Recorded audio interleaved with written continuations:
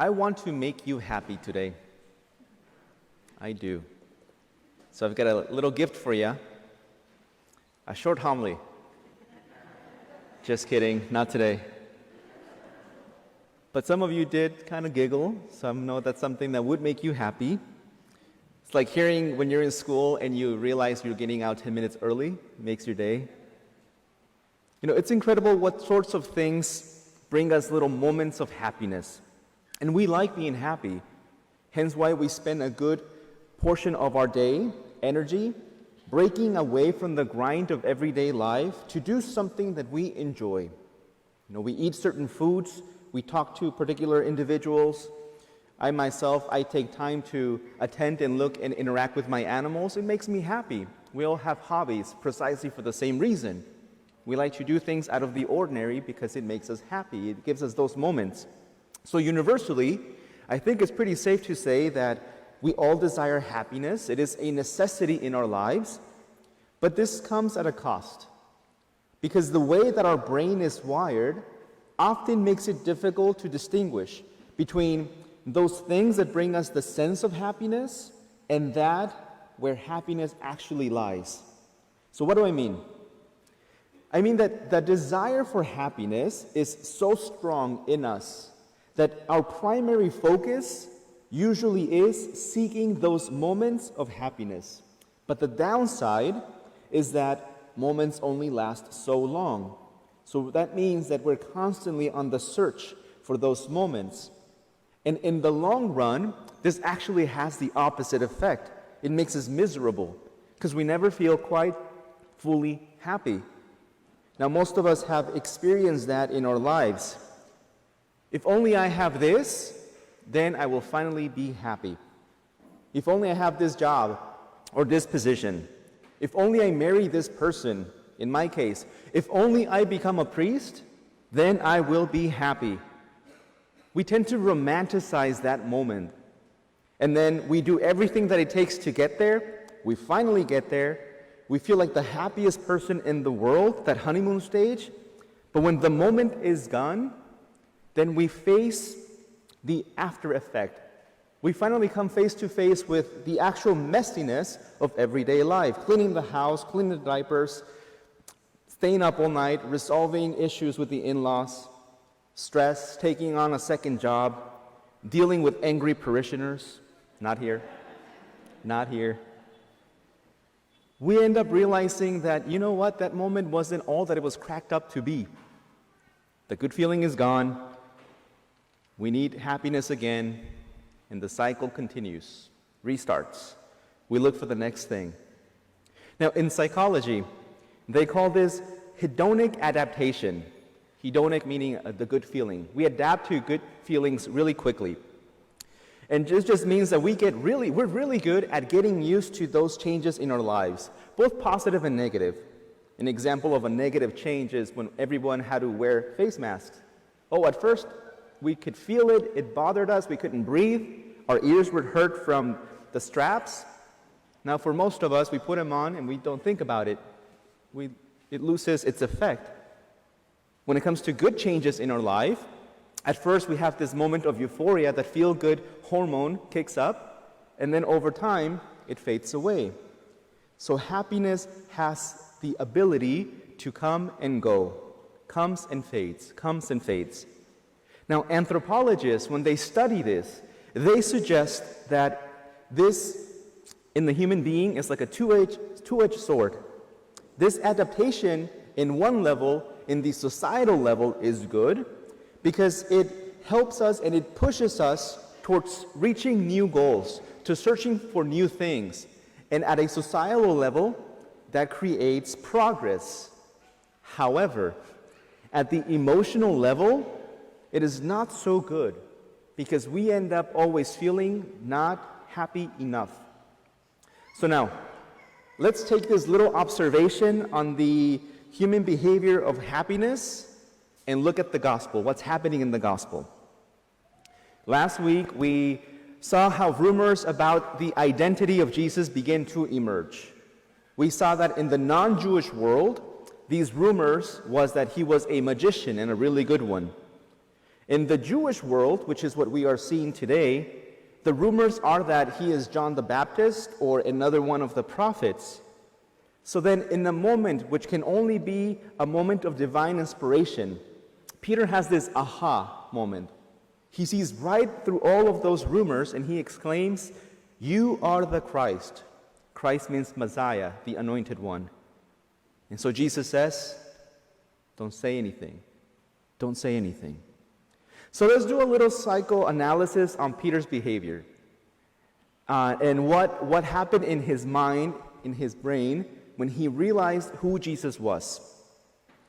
If Jesus was the Messiah, the Christ, the Son of Man, then Peter, a Jew, would have immediately gone to Daniel 7. What does Daniel 7 say about the Messiah?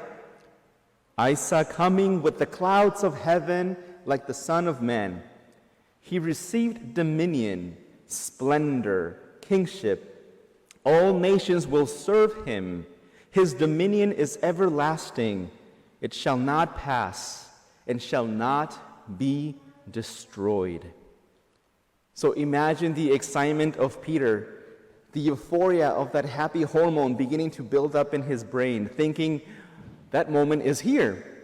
That moment has arrived. And since he himself was quickly becoming Jesus' right-hand man, imagine what that would mean for him.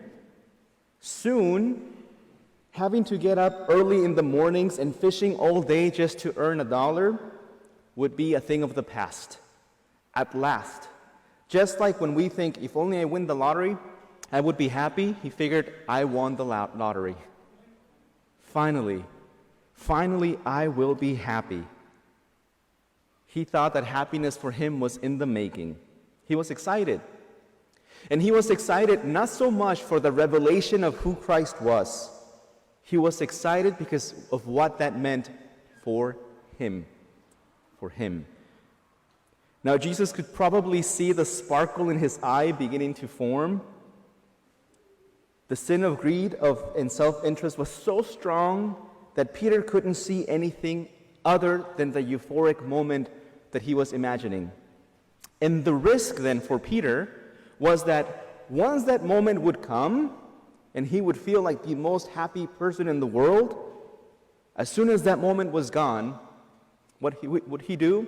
Abandon Jesus for the next great thing, for the next great individual. So this is where Jesus, really concerned for Peter and everyone else and us, wants him to break away from that idea of chasing happiness, going after it. And he burst his bubble by saying, hey, do not get stuck in the glory of the moment of Daniel 7. Don't get stuck there. In fact, just remember what is written in Isaiah, that first reading, about the Messiah, about who you just realized that I am. He will be beaten, buffeted, spat at. The Son of Man will suffer greatly, be rejected, and be killed. Was very clear about it. Now, this sounded horrifying for Peter's plan. Jesus had become an obstacle for his own pursuit of happiness. And Peter was so taken back that he takes Jesus to the side, rebukes him. Don't say those things. That's not going to happen. Don't you know what's at stake for me if that happens? What does Jesus do? Get behind me, Satan. You are thinking not as God does, but as human beings do. Ouch. What does the name Satan mean?